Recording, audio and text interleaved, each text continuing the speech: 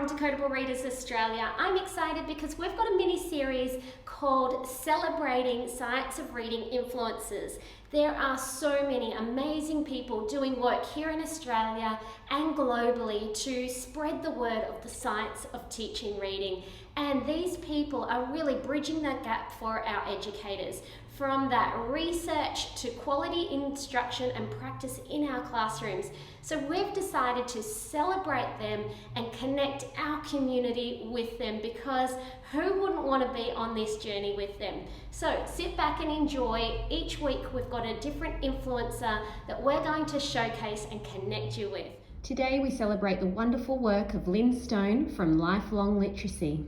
I'm so excited to introduce Lyn Stone with us today. Lyn is definitely what I would say an expert in her field, unpacking research for us in practical ways, just so on point, easy to digest the material in a fun and engaging way. So we're celebrating Lyn Stone today. Thank you for joining us, Lyn. Thank you, Camilla. That's a really lovely introduction. You're very, very kind. And as I was sort of saying prior to this, it's what linguists do. You know, I'm a linguist in education. And one of the things that linguists do, whatever they do, is that they translate. So they get something which is said, and then they turn that into something which can be digested, not necessarily by linguists. So yeah, I guess that sums it up. Now, this is probably a really hard question, but who's influenced your journey in what you're doing now? I think at the very top, and I don't, you know, I love everyone that I encounter in this field who's pushing for the same things that I'm pushing for, which is excellent teacher training so that children, even with developmental disorders, learn to read and write. That's what we're all about. So I love everyone, but one of my greatest influences is Zig Engelman. Zig Engelman said it a long time ago, and he said it right. And his work actually is one of the only longitudinal studies with massive amounts of children in that study that showed if you do things a certain way, you're going to get the best results for the highest number of people. And yet we're still in this situation. But I keep returning to Zig. I think Zig is basically my touchstone for all of this. Yeah, I'm glad you had an answer to that. If someone actually asked me the same, there's just so many amazing researchers out there and studies that have been done. So I'm not even sure I could answer that yet. We're very, very lucky. Yes. And it's widespread now, easily accessible. So there's many researchers that we've just got to make sure that, like you said, longitude studies, that the research that we are actually viewing isn't just small scale research. We've got to actually decipher what's in our best interest to unpack. So we have our go-tos. Can you tell us a little bit about your journey, what you do and who you are? Well, it started by being very, very interested in language, and that was from birth. So I was really lucky, just a weird sort of bunch of coincidences that put me into this position of really, really liking languages. I was born in Singapore, I lived in Poland, and then I lived in Egypt before the age of 5, before I even went to school. So my nannies all spoke to me in those incidents. They were all different scripts as well. So, you know, the alphabetic, the script in Singapore was different from the script in Poland, was different from the script in Egypt. Plus I was learning English. So this exposure, I think, this pre-6-year-old, you know, 6 years of age exposure, I think really switched on my brain to language. And I also think there was a genetic endowment. My parents are really linguistically gifted as well. And you know, so I had, it's just this odd love for language and this exposure that I had. So anyway, school was a breeze because of that. And I went and did a degree in linguistics, because how could you not, right? So I did that, not really having any plan, because plans are not my thing.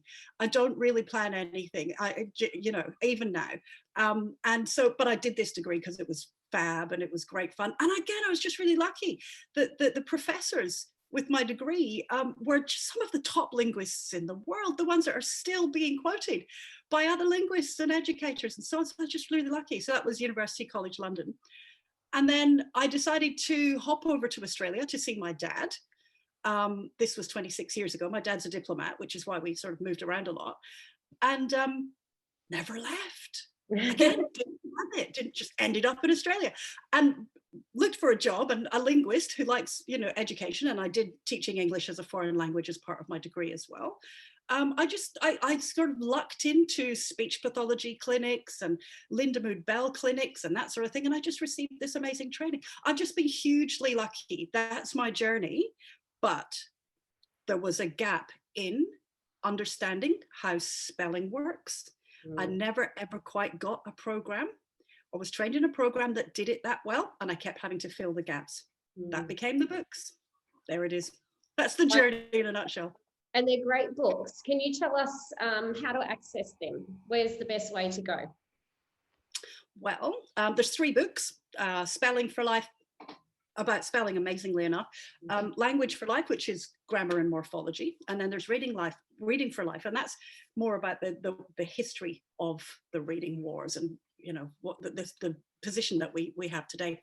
You can get them from my publisher, which is Routledge Education. You can go onto my website and get them. You can get them as ebooks.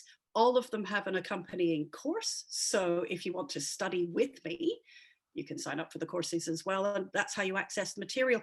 There's a new book coming out maybe next year called Writing for Life. So we need to tackle writing as well. That's the next subject. But prior to that, there's also a little manual going out called Tutoring for Life, because we are in a situation, not post-COVID, we're still in the pandemic where there's now a gap and there's a call for tutors and there's more support for tutors. So that work is you know, sort of not on the back burner. It's right there and coming out very soon. Wonderful. So we'll put the your website up so people can jump on and access all of that. So I've got to save a few more pennies because my bookshelf's getting big, but I know that one's coming too. Yeah. Look, my whole business is called Lifelong Literacy. Yes. Which people call lots of different things, which again, as a linguist, maybe I should have chosen something a little simpler, but I'm stuck with that name now. It's lifelong literacy, not lifelong learning, not long life literacy, and so on. it's lifelong literacy. I'm guessing what I call it. Yeah. And it used to be called linguist learning way back in time, which also confuses people. So yeah, I've done a fairly bad job there. But the good job is all the stuff that you can. Well, we'll make sure that we have the right website. And tell us a little bit about your Facebook page. I always go to the Facebook page. There's lots of on-point information shared there too, and all of your updates for courses and registration and things like that.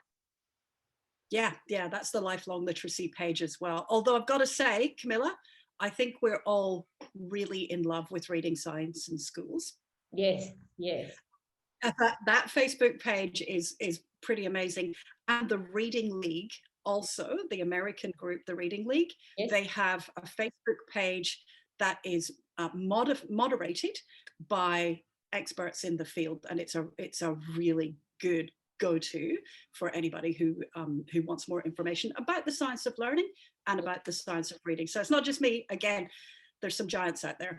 Yeah, and we're lucky enough in a couple of weeks to interview admins from the reading science in schools.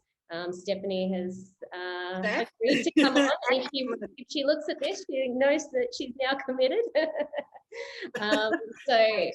And I know that you share on there a lot as well when things are relevant and on point. It is a go-to place as well. So I try hard not to dominate. I really do. Feel free. I love what you share. But if you summon the spelling demon, I'm going to appear. Yes, and we love that. And even on your YouTube channel, I do go back to even your older videos. But I guess from a teacher point of view, it's good to see someone positioning themselves like a teacher and just giving ideas for good practice. I love the series that you did in your pajamas. I love the series I did in my pajamas too. Do you know why? Because I was in my pajamas. Yeah, I just think it's great. It's anything goes, but it's practical. It's on point. It's how we're all feeling. There's one in particular where your dog is a star in it as well. I know, that's cricket. I mean, that was born of just missing my students. I couldn't see my students, which is, you know, the lifeblood of everything I do, And again, that's why when you summon the spelling demon, or when, you know, when you, when debate starts to get fierce, it's those people that I have in mind.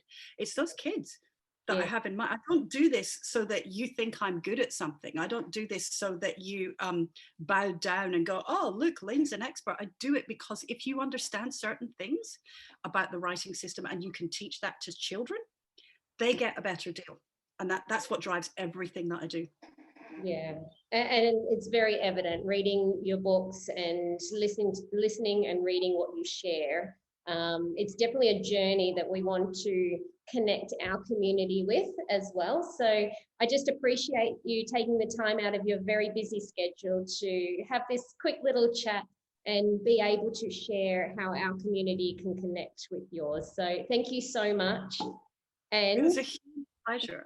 We'll put out that book when it comes. So you let us know when that book gets released, because your books are so much value for our educators as well. So we'll definitely promote that. Thank you. That's very, very kind. And I love your work. I love what you're doing there. We need this sort of thing happening everywhere. So well done. Thank you. No, it's so nice to just connect all these different communities together, because ultimately we're all on that same path, and it's for students, and we're advocates for students. So we're advocates for change in our curriculum, in our schools, educating our parents as well. We're all on the same journey. So it seems just the natural thing to do to connect in with everyone on that same journey. So thank you once again. And we hope we can catch you for another little interview down the track. My pleasure.